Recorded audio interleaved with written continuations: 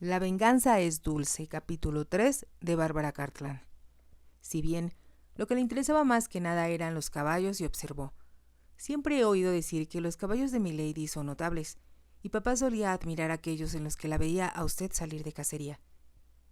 Fue mi padre quien hizo famosas nuestras caballerizas, comentó satisfecha Lady Barton, y también se aseguró de que nuestros mejores ejemplares ganaran gran número de las carreras clásicas. Pero no le explicó a Valesa que su padre había nacido en Liverpool y que en ese lugar hizo su fortuna. Frederick Wicket se había dado cuenta entonces de que la única manera en que podía ser aceptado socialmente era venciendo a los deportistas en sus propios deportes. El padre de él había sido un abogado poco importante, que le proporcionó una buena educación. Logró una beca en la universidad y obtuvo su título con una firme decisión de que llegaría a convertirse en millonario. Luchó por labrarse un lugar en la industria naviera y se ganó la buena voluntad de uno de los dueños que no tenía hijos. A la muerte de su jefe, heredó 2 barcos y suficiente dinero para ponerlos a trabajar, solo a base de una fuerza de voluntad férrea. Así como de inteligencia, Fred Wicket adquirió las navieras de sus oponentes o los llevó a la bancarrota, hasta que se convirtió en el dueño de la flota naviera más grande de todo el norte de Inglaterra. Y no le importaba lo que transportaba, lo mismo fueran esclavos, carbón o algodón, y siempre y cuando le pagaran bien, sus barcos estaban disponibles. Fue hasta los 40 años que tuvo tiempo de pensar en tomar esposa. Entonces eligió a la hija de un noble sin fortuna, quien apenas podía creer en su buena suerte al tener un yerno tan acaudalado. Fred Wicket compró una casa en Lancashire y se propuso convertirse en un caballero de campo. Extrañamente, su esposa llegó a amarlo y estimuló sus ambiciones sociales. Fue a través de ella que un gran número de personas que antes lo habían rechazado, ahora lo aceptaran. Eso se debió a que él se convirtió, gracias a ella, en dueño de cuadras de caballos, igual que cuando decidió poseer más barcos que cualquier competidor. Ahora, Fred Wicket comprendió que debía tener los mejores y más veloces ejemplares.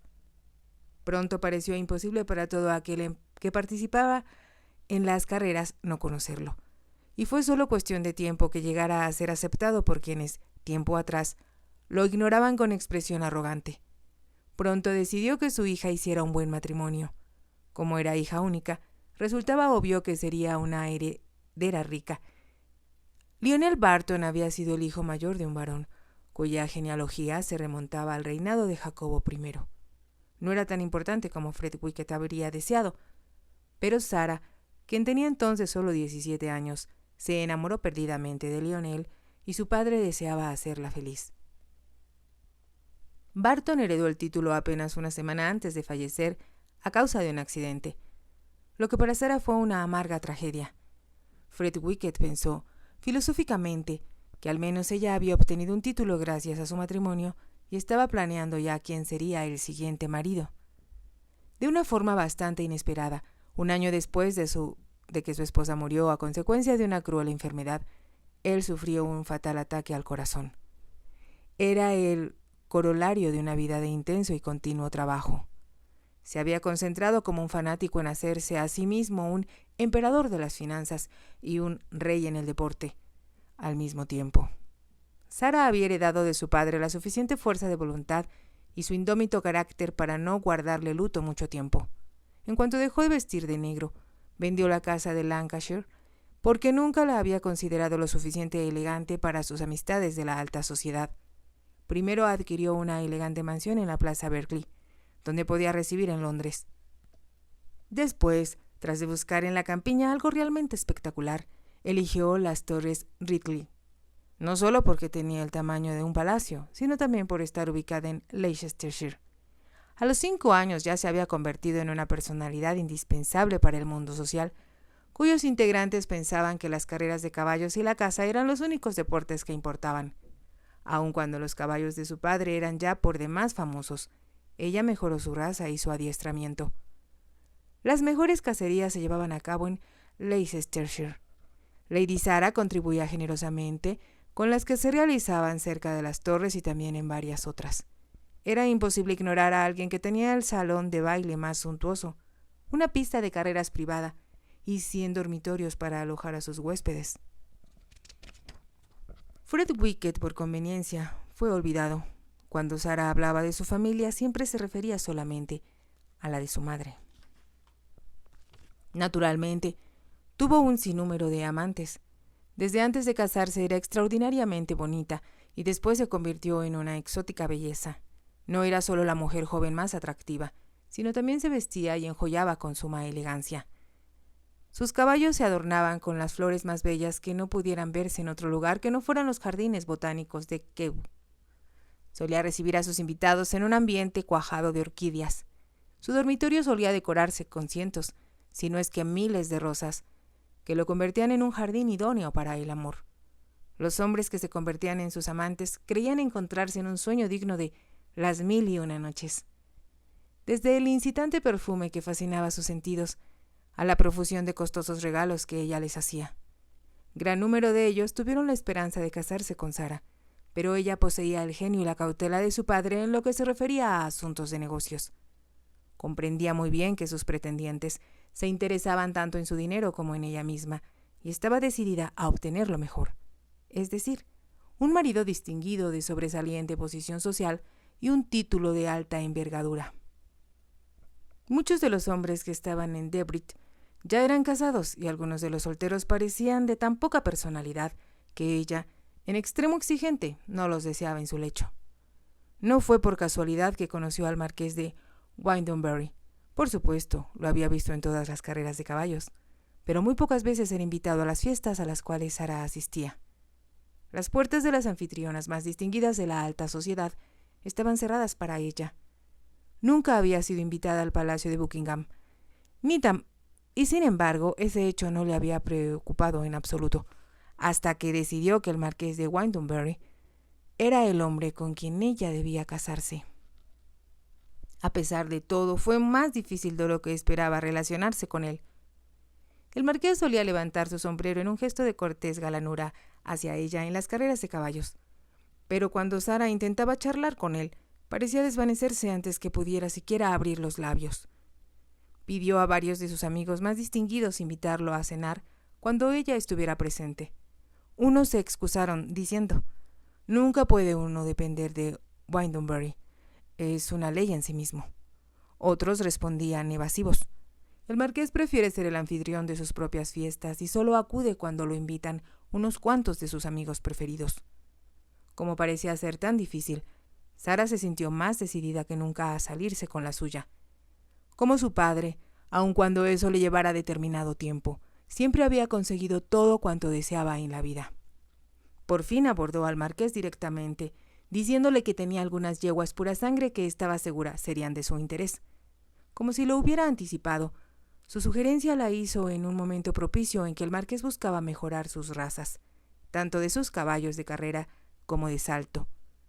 No pensó en Sarah como en una mujer, sino como en dueña de finos caballos, y la invitó a almorzar para que pudieran discutir acerca de sus respectivas cuadras. Le pareció bellísima, inteligente y muy conocedora de un tema que era su preferido. Una semana más tarde, cuando el marqués aceptó la invitación para ser huésped del conde de Stipley, había encontrado, un tanto sorprendido, que Sarah también estaba entre las invitadas. Jamás imaginó que Sarah había comprado su derecho a asistir a la fiesta, pagando las deudas del hijo del conde, que sumaban más de 30,000 libras. Fue lo suficiente astuta para no aparecer vestida con excentricidad ni usar demasiadas joyas. Se mostró encantadora con todo el mundo, así que cuando llegaron al final del segundo día, todos la hacían objeto de sus halagos. El marqués pensó que era poco usual conocer a alguien que fuera tan atractiva y, a la vez, tan inteligente. Sin embargo, cuando fue a acostarse, no pensaba en Sarah, sino en sus caballos.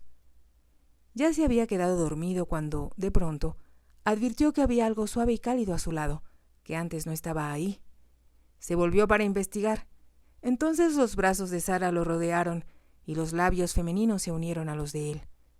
Las mujeres que conocía suficientemente al marqués sabían que aun cuando se mostraba muy reservado, podía llegar a ser un perfecto amante. Habría sido anormal si no hubiera aceptado los favores que Sarah le ofrecía. Después de que terminó su estadía con el conde, con frecuencia había cenado en la casa de Sarah en la plaza Berkeley, y el marqués se despedía cuando ya empezaba a amanecer. como deseaba que él se hospedara con ella en las torres. Sara pensó en algo que estaba segura lo complacería. Lo retó a competir en una carrera de obstáculos, en un equipo de 6 jinetes, incluyéndolo a él, contra otro equipo que ella elegiría. Fue una idea que agradó al marqués, así que hizo llegar por delante una docena de sus mejores caballos hasta las torres Wrigley. Estaba ansioso por participar en la carrera de obstáculos, además de gozar de una breve temporada de cacería. Sara lo vio llegar en un faetón soberbiamente construido y tirado por 4 caballos castaños que formaban un tiro perfecto. Sintió que una oleada de excitación la invadía porque estaba segura de que su éxito estaba a la vista. «Él es mío», masculló entre dientes. El marqués detuvo a sus caballos frente a la escalinata, y Sara bajó ansiosa para recibirlo. No había duda de que las torres Wrigley habían impresionado al marqués. Pensó al verla que tenía el tamaño de un cuartel del ejército, pero en el interior las habitaciones estaban bien proporcionadas. Se le habían hecho una gran cantidad de innovaciones desde que fuera originalmente construida a principios del siglo anterior. Sara había empleado, para el efecto, arquitectos de conocido renombre. También fue lo bastante hábil para enriquecer la colección de pinturas que su padre le heredara. Guiada por los comentarios que escuchara de la colección real, acudía a los mismos vendedores de arte que surtían a la casa real. Algunos de sus amantes poseían mansiones ancestrales, y ella les pidió consejo. Así se enteró de lo que era correcto y aceptable dentro de la aristocracia, resuelta a no cometer el error de adquirir algo solo porque era un objeto costoso. Por lo tanto, había acumulado una gran cantidad de piezas que el marqués admiró y que había estado dispuesto a poner en su propia casa. Desde que lo conoció, Sara tuvo la suficiente astucia como para pedirle su opinión acerca de muchos asuntos, y se ceñía al juicio superior de él en todos los casos. Solo cuando llegaron a las caballerizas, dijo ella, en tono provocativo: «Tengo la esperanza de derrotarte en las carreras de obstáculos, pero primero tendremos un día de cacería, que espero disfrutarás». «Estoy seguro de que así será», respondió el marqués. «Es lo que me encanta de ti», comentó Sara, mientras deslizaba su brazo en el del marqués, «que no eres un aburrido, como la gran mayoría de los hombres que ya tienen demasiado». «Difícilmente podría mostrarme aburrido ante caballos como los tuyos», respondió el marqués, «y tú eres una mujer muy afortunada al poseer ejemplares tan superiores». «Es lo que deseaba escuchar de tus labios», dijo Sara con voz muy suave, «y también soy muy afortunada por conocerte». Titubeó antes de la palabra conocerte, preguntándose si tendría el valor suficiente para decir poseerte. Enseguida pensó que sería un error. El marqués le había hecho el amor de una forma salvaje y posesiva antes que ella saliera de Londres. Pese a ello, tenía la incómoda sensación de que cuando él se alejó de su lado, no iba anhelando volverla a ver. Por supuesto, se dijo para su tranquilidad, estaba equivocada. Él estaba completamente fascinado con ella. Mas no podía estar segura. Había algo en el marqués que Sara no alcanzaría nunca, por mucho que lo intentara. Sabía que le gustaba que las mujeres fueran amantes, tiernas y dóciles con él, y ella procuraba mostrarse así. Tenía la astucia suficiente para darse cuenta de que él detestaría cuanto fuera vulgar, agresivo o sin dominio alguno. Por lo tanto, se controlaba a sí misma de una forma admirable. No obstante, en los momentos de la más enloquecida pasión, él había pronunciado las palabras «te amo». Aun cuando aceptaba cuanto Sara le daba como si tuviera derecho a ello, ella ignoraba cuáles eran sus verdaderos sentimientos. Todos la habían prevenido de que era el hombre más difícil de conquistar en Londres. Jamás mencionaba sus aventuras amorosas y ella se llevaba a cabo en absoluto el secreto, y ni siquiera los más inveterados chismorresos estaban nunca del todo ciertos en lo que se refería a los romances del marqués. Pero Sara aseguraba que ella era diferente de las otras mujeres que él trataba. ¿Quién más poseía una fortuna como la suya? Claro que eso carecía de importancia para el marqués, que en realidad era inmensamente rico. ¿Quién más tenía caballos como los de ella? ¿Quién más podía entender a sus invitados en un estilo tan brillante y hospitalario? ¿Quién más podía ejercer el dominio y atraer la atención de los hombres más connotados y exigentes de los clubs de St. James? «Lo poseo todo», se dijo Sara. «Todo excepto un marido, y ese lugar lo reservo para él».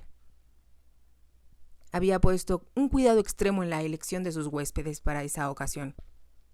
Por supuesto, la mayoría de los invitados serían hombres, los cuales eran solteros o aceptados sin traer a sus esposas. Naturalmente, como deseaba parejas que lo entretuvieran, Sara había elegido mujeres que fueran casi de la misma sangre azul del marqués. Estaba decidida a evitar que él calificara sus fiestas como vulgares o incorrectas en ningún sentido. Solo tenía que convencerlo de que sería una esposa perfecta, una esposa que lo mantendría fascinado en la cama y que, en público, sería tal como se esperaba que fuera la marquesa de Windlebury. Había elegido su guardarropa para la ocasión con esta idea en mente. No era solo un prototipo de suma elegancia y belleza, sino lo más idóneo para una dama de gran alcurnia. Sus joyas eran perlas de la máxima perfección y de un valor incalculable, y se había maquillado menos de lo que acostumbraba. Cuando estaba sentada en un extremo de la mesa donde cenaron, anhelaba que él pensara lo atractiva y sutil que estaría en su propia mesa cuando la convirtiera en su esposa. La primera noche después de su llegada, él había acudido a su dormitorio.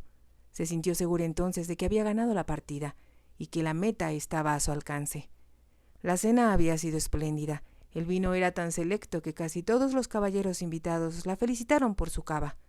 La conversación, también, pensó ella, había sido exactamente del tipo que el marqués habría disfrutado, y ella tuvo mucho cuidado de no hablarle ni comportarse de forma muy íntima con él ante los demás. De hecho, había permitido hasta que las demás mujeres le coquetearan.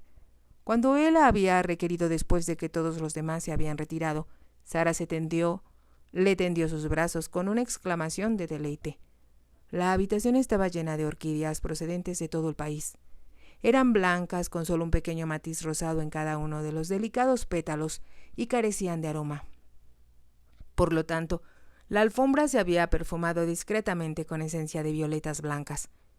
El marqués nunca había visto el dormitorio de Sara en las Torres, y que había sido diseñado especialmente para ella. La cabecera del lecho tenía la forma de una gran concha de plata, en la cual se posaban unas cuantas y bellísimas madreperlas. Unas cortinas caían de otra concha fijada al techo. Eran de red resplandeciente por diminuta pedrería que reflejaba la luz. Sus almohadas lucían fundas con orillas del más fino encaje. La cubierta de su cama también era de encaje, en el cual se habían bordado pedrería y perlas. Las luces estaban discretamente ocultas detrás de las flores, y Sara, en ese ambiente, completaba el escenario que haría que cualquier hombre se sintiera emocionado. Mientras el marqués se aproximaba a ella, sus labios, por lo general escépticos, mostraban una leve sonrisa. Llevaba puesto una larga bata de tono azul real, ribeteada con cinta de seda negra, que lo hacía parecer como si estuviera vestido del todo. Permaneció de pie mirándola, mientras ella le extendía sus blancos brazos. Él, entonces, advirtió que, aparte de un collar de perlas negras que rodeaba su cuello, no llevaba puesto nada más. «Siento que, de alguna manera, estoy vestido en exceso», dijo él en un tono humorístico en la voz. Enseguida se quitó la bata. El marqués dejó la conmoción del final de la carrera y dio vuelta a su caballo para iniciar su recorrido de regreso. Pensó que fue uno de los mejores días de caza que disfrutara en mucho tiempo. El clima había sido excelente, no demasiado frío, y se percató de que los cazadores y los abuesos eran notables. Llegó a la vereda más próxima, que bordeaba los campos en los que había cabalgado. No le sorprendió ver una hilera de carruajes que avanzaban acompañados de palafreneros, que se harían cargo de las monturas de los jinetes. Pensó que era innegable el despliegue de lujo en todo lo organizado por Sara. No esperó por nadie más y en cuanto se sentó en el carruaje, el conductor inició la marcha. El marqués pensó que era un alivio el no tener que cabalgar durante varios kilómetros, ya que empezaba a enfriar el ambiente. También representaba un placer el que no hubiera nadie con él. Deseaba pensar en la carrera de obstáculos del día siguiente y decidir cuáles de sus jinetes montarían los caballos que había enviado a las Torres Wrigley. Los hombres que había elegido para representar lo que en el programa se denominaba el equipo Windlebury eran todos excelentes jinetes. 2 de ellos habían triunfado en carreras clásicas montando como aficionados sus propios caballos. A la vez, se daba cuenta de que el equipo de Sara era tan selecto como el suyo. Harry Grantham, por ejemplo, era un jinete de primera clase con los abuesos de Lord Freeman, era experto en saltos. Sin duda sería una reñida competencia, pensó el marqués. De pronto recordó que le parecía que había sido un momento difícil la noche anterior. Le había hecho el amor a Sara en su exótico y sensacional dormitorio, y estaba justo pensando en que era ya hora de que regresara al suyo, cuando ella, descansando la cabeza en su hombro, había dicho con gran suavidad: «Creo, Stafford, amor mío, que no solo deberíamos unir nuestras cuadras de caballos, lo cual sería fantástico, sino también nuestros destinos». Por un momento, como estaba un tanto adormilado, el marqués no comprendió el verdadero sentido de sus palabras. Entonces ella insistió, melosa: «Yo sería para ti una esposa ejemplar, y nadie podría ser un marido más apuesto ni más excitante que tú». El marqués no podía creer lo que escuchaba. Ni por un momento había pasado por su mente durante su aventura amorosa con Sara que ésta pudiera aspirar a casarse con él.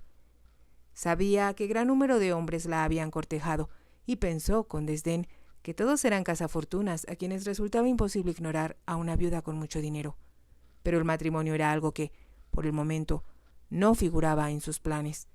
Deseaba mantenerse soltero para disfrutar de su amada libertad. Era consciente, como su familia no cesaba de recordárselo, de que tarde o temprano debía engendrar un heredero, pero estaba decidido a que fuera más tarde y no más temprano. Si te ha gustado, te invito a que te suscribas, a que me regales un me gusta y actives la campanita para que puedas seguir escuchando esta historia y muchas más. Gracias.